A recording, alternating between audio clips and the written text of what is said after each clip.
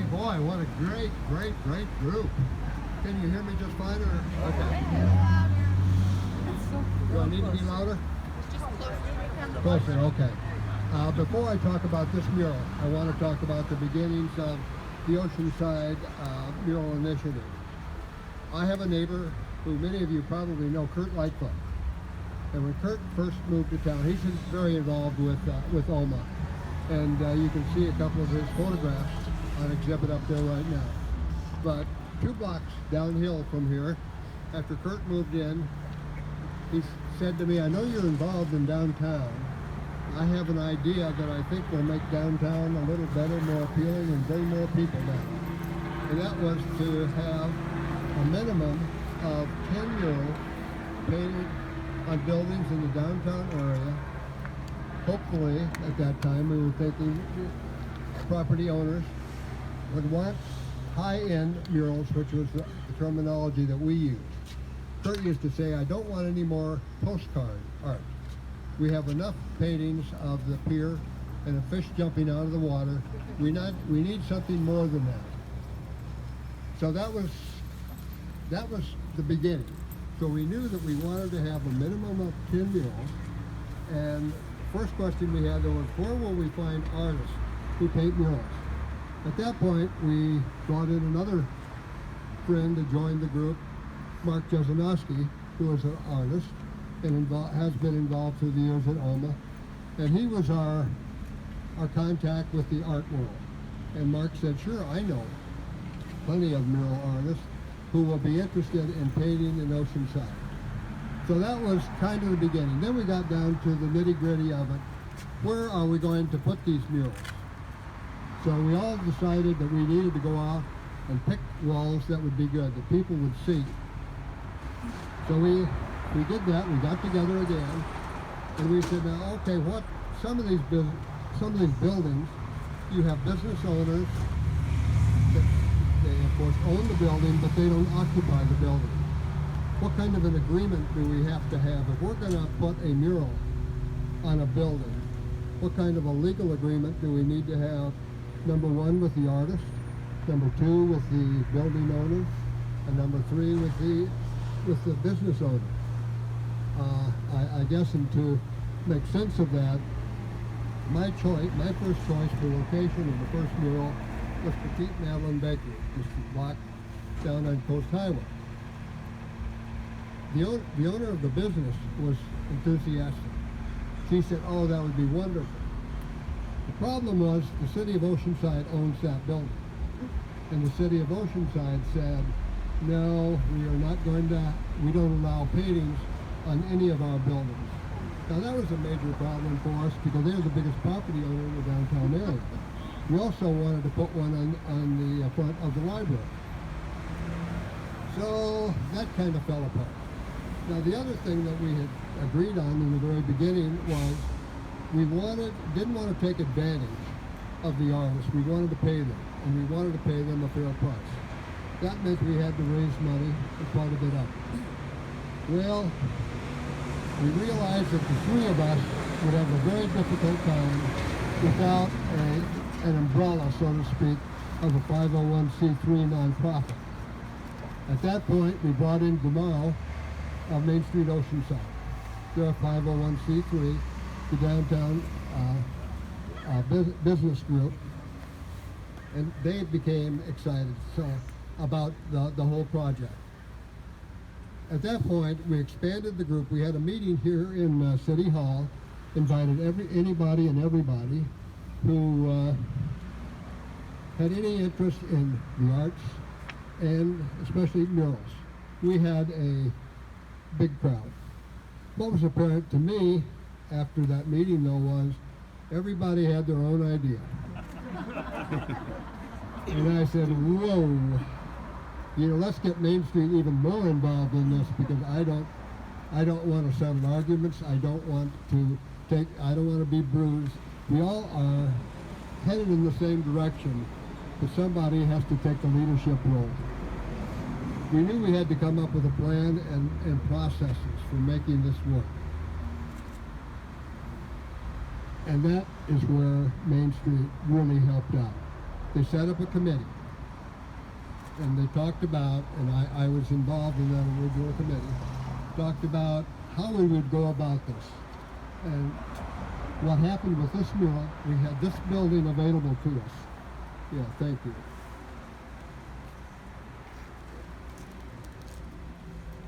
We had this building available to us.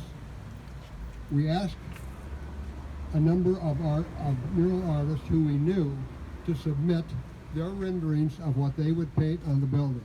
We also opened it up to other artists who we didn't know about. So anybody could apply.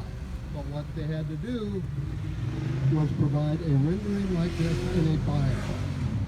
We wanted to know a little bit more about them. So you can see that is about as close as you can get to what actually turned out over here. Now a little bit about the artist. The name is Skye Walker. Skye, I believe today, I think he's 41 years old now. Grew up in a family of artists, musicians, entertainers, traveled around the country. But when it came time to pick a college, he went to Oregon State, majored in graphic design. And after he graduated, though, in 2001, he knew he didn't want to stay in Oregon, and he picked up a surfboard, as he tells it, and came to Southern California. He worked as what I'll call an in-house artist for a number of companies, but he also did commission work, but not murals. What happened and some of the companies, he worked for Nike, Dragon, the UCLA athletic department, so he had a good background. But in 2011, Whole Foods and Encinitas came to him, said they were opening a store, and they wanted him to paint the murals both inside and outside that building. That launched him. And we were so pleased, after reading his bio and all the work that he had done and his passion that had grown for murals. So we worked on all the details. Again, this was easier because this building, David Scholes is the owner, the business and the building, and David is on the board of Main Street Oceanside. And if you want to see a building that's going to be painted, if you go up the hill, to the top of the hill where the bus is turning on Horn Street, where the bar and That Boy Good, that will has two murals going on that building. They should have started yesterday, but I didn't go up to see if they did. Now, another reason why that building was chosen is because the owner of the business is on the board of Main Street Oceanside. So again, you eliminate as many problems as you can. That's not to say, though, that other buildings where the owners are interested in having murals can't be done. Main Street works with the city, the business owners, know much more about the legal ramifications. There are standard contracts that are used. And did you talk about the voting process? How does that work? Yeah, the voting process is interesting. Main Street gets all the submissions. There's a committee that reviews the submissions and comes up with what they think will work best in the downtown.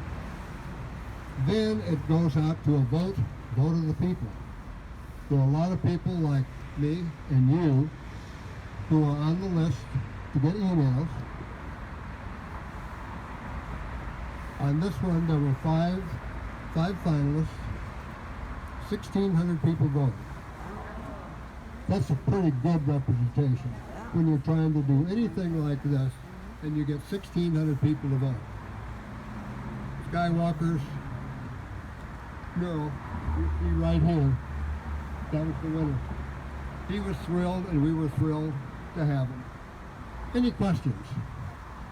Did he earn for that? I'm not sure. Well, that's a bad question. Yeah.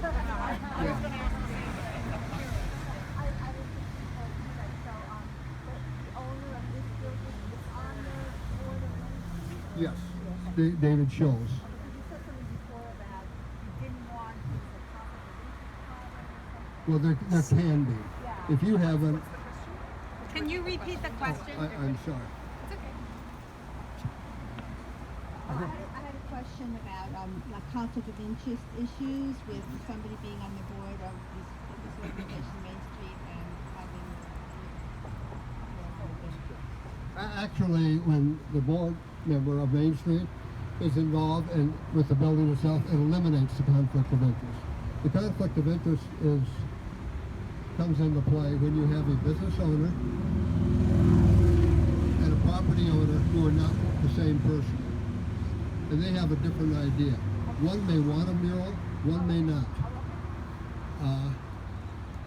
Okay?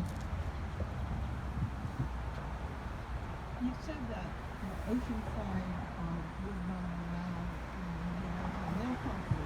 Did they have any laws or rules precluding murals on their buildings that might That was one of the first things we checked on. Did the city have any rules or laws prohibiting murals? And the answer to that was no. They didn't. Now, one of our thoughts was, in fact, several of the artists said, man, I wish they had some rules, because I wouldn't have allowed some of those things that are up there. Now, today there's been a lot of work that's been done through the Cultural Arts District. But if you own a building, you pretty much have a right to do to put the mural up there. And if you not only own the building, but own the business that's inside, it's yours. So I'm on the Art Commission, and we are going through and making some guidelines for murals that businesses and owners can follow. But we want to make sure it's walking a tightrope, making sure it's something that the community will want, but also not checking the artistic endeavors of the artists and the businesses. So that's what we're still in the process. It hasn't quite been finalized. Our revision to the public art policy and the mural policy. have Oceanside changed their policy since it started? It's in the middle of revision, so the short answer is officially not yet, but it's in the middle of the revision, so It will happen. then yes, so yeah. Yeah, Was the city of Oceanside on board with this the whole time? Through the support behind it? one of my jobs, as a part of the initial group of three, was to talk to all the people in City Hall to make sure that we didn't have opposition, if nothing else. And I really can say very firsthand, it wasn't that we didn't have opposition, we had support. Like the city attorney said, he would help with the contracts. Yeah, he has done that. But they didn't change their policy of you can't put a mural on our building. Now that isn't under review though. And no, I'll go out on a limb here and say I'm sure that will change. Really and truly. I mean, the city owns so much property downtown that it's great property that we would love to have murals on. Yes. So, assuming